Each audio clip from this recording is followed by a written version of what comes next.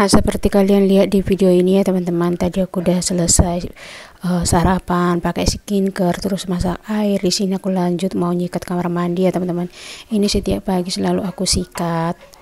Nah, tadi aku udah kasih apa itu namanya pemutih sama sabun ya. Itu sabun sisa sabun mandi buat kita ya, sabun cair maksudnya. Terus ada sisanya kita kasih air. Kan lumayan buat kamar itu kloset biar wangi gitu ya teman-teman. Nah, sini aku sikat sampai pokoknya sampai bersih lah ya teman-teman. Kalau kloset kita ini penampakannya nggak terlalu kotor banget ya teman-teman, karena tiap pagi aku bersihin, jadi nggak kotor-kotor amat gitu ya. Nah, jangan lupa tekan airnya biar kotorannya itu apa itu namanya hilang gitu ya teman-teman, biar kebawa sama air gitu ya. Nah, di sini aku juga tidak pernah lupa untuk ngasih ini obat buat kloset ya teman-teman, seperti itu warnanya biru. Terus nanti kalau dia cair, kalau pas kita tekan airnya itu jadi di dalam itu airnya jadi biru gitu ya, biar klosetnya itu nggak bau amis, nggak ada rasa, pokoknya kalau kita mandi apa masuk kamar mandi nggak ada bau gitulah. Nah, intinya kayak gitu ya teman-teman. Jangan lupa cuci tangan ya teman-teman. Nah, setelah aku udah selesai cuci kamar mandi, lanjut lagi aku ke belakang rumah mau ngambil pakaian yang udah aku keringin. Ini aku ngeringinnya maksudnya semalam ya teman-teman, karena udah terlalu malam jadi aku nggak sempat ngambil lagi, nunggu pagi.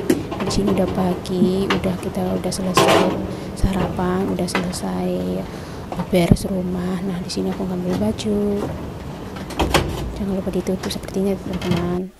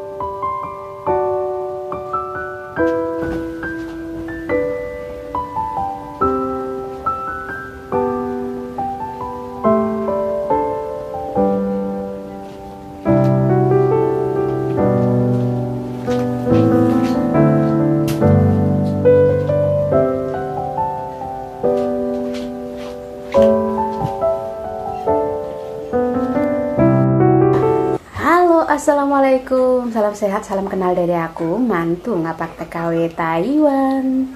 Kembali lagi bersama saya ya teman-teman. Jangan pernah bosan nonton video aku ya. Terima kasih banyak loh udah mampir di channel YouTube aku, udah nonton, udah didukung, udah di like juga, udah di subscribe ya. Semoga kalian sehat selalu ya teman-teman.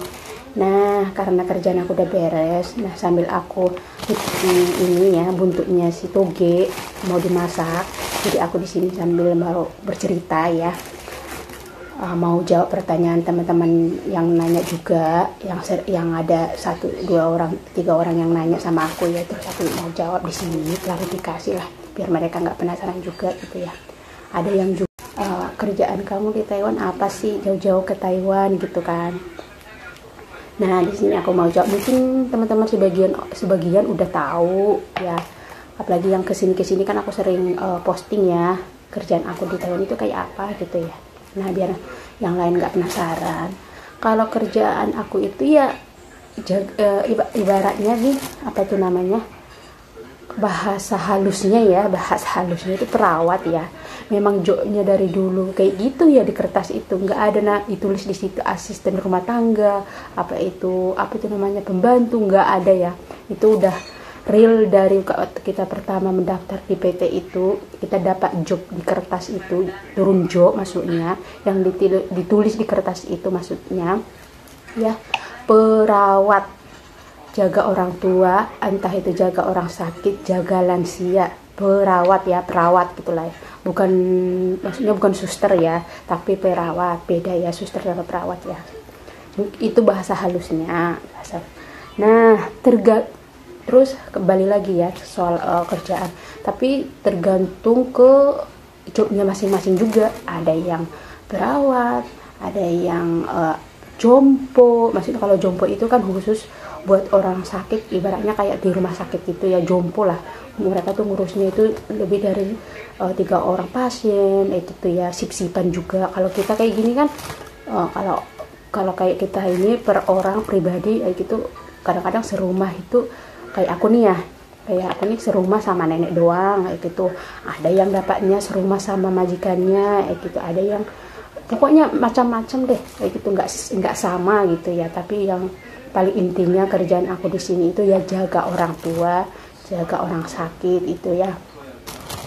Nah, karena aku di sini berdua sama nenek, jadi otomatis ya masak ya aku, masa nyuruh orang sih, maksudnya kayak gitu ya. Karena kita berdua ya otomatis aku yang masak buat kita berdua makan.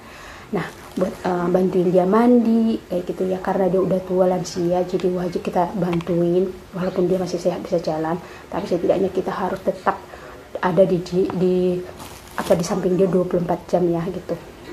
Nah, terus ngasih dia obat, terus ngeracik obatnya, apa aja obatnya dari dokter. Nah, terus ya, yang kalau ke Taiwan itu nggak gampang loh teman-teman, apalagi orang Sumatera, tempat aku jarang banget kali ya, nggak tahu kalau sekarang ini mah, tapi kalau yang aku tahu sih jarang ya, masih jarang yang kerja jadi perawat ke Taiwan kayak gitu. Kemarin ada yang nanya kira-kira berapa apa namanya, prosesnya dari mana sih gitu ya, nggak tahu sih. Terus mungkin di daerah Medan itu nggak tahu udah ada apa belum, udah ada buka PT apa belum, nggak, aku kurang tahu.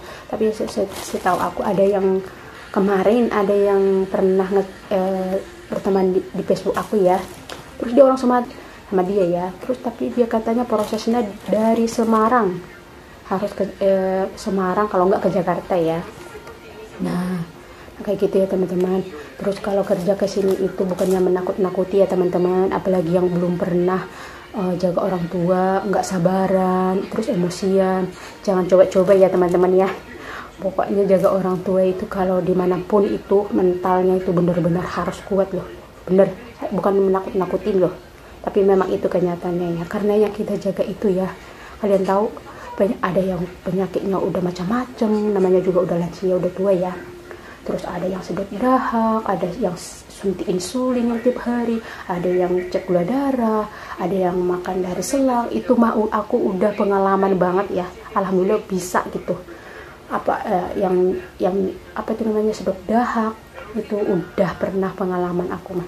Yang penyakitnya itu yang kayak penyakit gula itu kan kadang-kadang itu di belakang ininya itu, punggungnya itu kan kadang-kadang itu luka, itu harus hati-hati banget gitu loh Kak. Terus ada yang benar-benar pikun, pasiennya itu pikunnya itu parah gitu ya, itu yang benar-benar itu menguji kesabaran kita loh, yang apalagi pasiennya pikun gitu.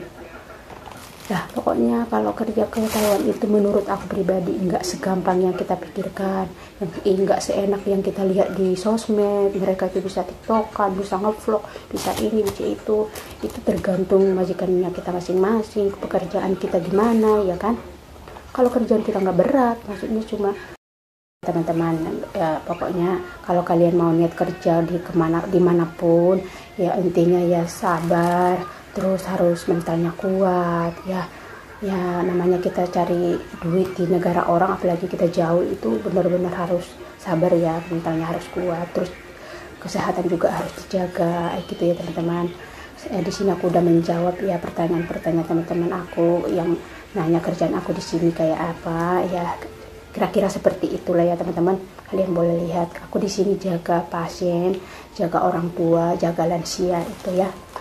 Oke, sampai di sini dulu ya teman-teman. Jadi aku udah hampir selesai, ini udah cukup buat makan siang ya. Nah, kita lain kali bercerita lagi ya teman-teman. Semoga kalian yang nonton video aku sehat selalu ya. Jangan lupa di like, di komen, di share. Selamat menonton next video. Bye bye. Assalamualaikum.